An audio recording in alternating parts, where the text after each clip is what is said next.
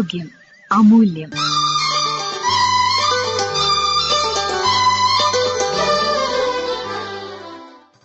Uric ആസിഡും അനുബന്ധ ആരോഗ്യ പ്രശ്നങ്ങളും. ഇതേക്കുറിച്ച് കോഴിക്കോട് PVS ഹോസ്പിറ്റലിലെ ജനറൽ മെഡിസിൻ വിഭാഗം കൺസൾട്ടന്റ് ഫിസിഷ്യൻ ഡോക്ടർ ശ്രുതി ഹരിദാസ് സംസാരിക്കുന്നു. മൂത്രത്തിൽ കൂടി വിസർജിക്കപ്പെടുന്ന ഒരു രാസപദാർത്ഥമാണ് യൂറിക് അമ്ലം. 2 വിധത്തിലാണ് ഇത് രക്തത്തിൽ ഉണ്ടാകുന്നത്. കോശങ്ങൾ നശിക്കുമ്പോൾ അതിലുള്ള പ്രോട്ടീനും നശിപ്പിക്കപ്പെടുകയും പ്രോട്ടീനിലെ പ്യൂരിൻ എന്ന അമിനോ ആസിഡിൽ നിന്ന് യൂറിക് ആസിഡ് ഉണ്ടാവുകയും ചെയ്യുന്നു. രണ്ടാമതായി, നാം കഴിക്കുന്ന ഭക്ഷണത്തിലെ പ്രോട്ടീനിലുള്ള പ്യൂരിനിൽ നിന്നും യൂറിക് ആസിഡ് രക്തത്തിൽ എത്തുന്നു. കൂടുതൽ യൂറിക് ആസിഡ് രക്തത്തിൽ കൂടി വൃക്കകളിൽ എത്തുമ്പോൾ അവ മൂത്രത്തിൽ കൂടി പുറന്തള്ളുന്ന പ്രക്രിയ തടസ്സപ്പെടുത്തുന്നു. ഇത് രക്തത്തിൽ യൂറിക് ആസിഡ് കൂടാൻ കാരണമാവും. സാധാരണ നിലവാരം പുരുഷന്മാരിൽ 3 മുതൽ 7 മില്ലിഗ്രാമും സ്ത്രീകളിൽ 3 മുതൽ 6 ആർത്തവമുള്ള സ്ത്രീകളിൽ യൂറിക് ആസിഡ് ഉയരാതെ കാക്കുന്നത് അവരിലുള്ള ഈസ്ട്രജൻ എന്ന ഹോർമോണാണ്. ഈ ഹോർമോണിന് യൂറിക് ആസിഡിനെ മൂത്രത്തിലൂടെ പുറന്തള്ളാനുള്ള കഴിവുണ്ട്.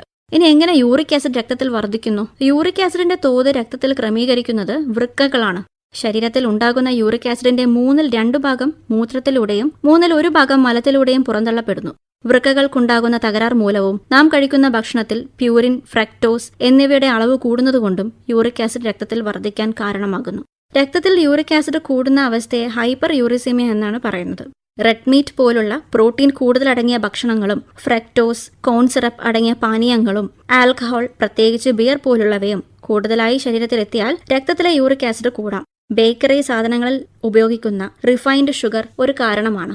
ഏതെങ്കിലും കാരണത്താൽ ഉണ്ടാകുന്ന നിർജ്ജലീകരണം ഹൈപ്പർ യൂറിസീമിയയിലേക്ക് നയിക്കുന്നു. ചിലപ്പോൾ അപൂർവ ജനിതക വൈകല്യങ്ങൾ വളരെ ഉയർന്ന യൂറിക് ആസിഡിന്റെ അളവിലേക്ക് നയിച്ചേക്കാം. അടുത്തതായി, യൂറിക് ആസിഡ് കൂടുന്നതുകൊണ്ട് ഉണ്ടാകുന്ന ആരോഗ്യ പ്രശ്നങ്ങൾ എന്തൊക്കെയാണെന്ന് നോക്കാം. അതിൽ ആദ്യത്തേത് ഗൗട്ടാണ്. യൂറിക് ആസിഡിന്റെ അളവ് രക്തത്തിൽ വർദ്ധിക്കുന്നത് യൂറിക് ആസിഡ് ക്രിസ്റ്റൽസ് ഉണ്ടാകുന്നതിന് കാരണമാകുന്നു. ഇങ്ങനെ രൂപപ്പെടുന്ന ക്രിസ്റ്റലുകൾ സന്ധികളിലും അനുബന്ധ കോശങ്ങളിലും അടിഞ്ഞുകൂടുന്നു. ശരീരത്തിലെ രോഗപ്രതിരോധ സംവിധാനം അടിഞ്ഞുകൂടിയിരിക്കുന്ന യൂറിക് ആസിഡ് ക്രിസ്റ്റലുകൾക്കെതിരെ പ്രവർത്തിക്കുമ്പോൾ അവ ചില സന്ധികളിൽ ചുവന്ന നിറത്തോടു കൂടിയ തടിപ്പ്, നീര്, കഠിനമായ വേദന തുടങ്ങിയവ ഉണ്ടാക്കുന്നു. ഈ അവസ്ഥയാണ് ഗൗട്ട്. കാലിന്റെ പെരുവിരൽ സന്ധികളിൽ, ചിലപ്പോൾ ഉപ്പൂറ്റി, കൈത്തണ്ട, വിരലുകൾ എന്നിവയിലും ഇതുണ്ടാവാം. ഒരു സമയം ഒരു സന്ധിയിൽ, അപൂർവം 2 സന്ധികളിലുമാണ് വേദനയും മറ്റു ലക്ഷണങ്ങളും ഒരേ സമയം കാണപ്പെടുന്നത്. ഇതാണ് മറ്റു സന്ധിവേദനാ രോഗങ്ങളെ അപേക്ഷിച്ച് ഗൗട്ടിനെ വ്യത്യസ്തമാക്കുന്നത്. ഗൗട്ട് ചികിത്സിച്ച് ഭേദമാക്കാവുന്ന ഒരു രോഗമാണ്. വേണ്ട പോലെ ചികിത്സിച്ചില്ലെങ്കിൽ എല്ല്, സന്ധികൾ, അടുത്തുള്ള കോശങ്ങൾ എന്നിവയ്ക്ക് സ്ഥായിയായ നാശമുണ്ടാകും. വൃക്കയിലെ കല്ലാണ് അടുത്തത്.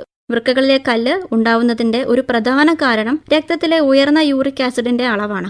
യൂറിക് ആസിഡ് ക്രിസ്റ്റലുകൾ വൃക്കയിൽ അടിഞ്ഞുകൂടുകയും ആ പരലുകൾ ഒരു ന്യൂക്ലിയസ് പോലെ പ്രവർത്തിക്കുകയും അതിനു ചുറ്റും കാൽഷ്യം ഓക്സലേറ്റ് അടിഞ്ഞുകൂടി കല്ലുണ്ടാവുകയും ചെയ്യുന്നു. അസഹ്യമായ വയറുവേദന, മൂത്രതടസ്സം, മൂത്രത്തിൽ രക്തം പോവുക എന്നിവയാണ് ലക്ഷണങ്ങൾ.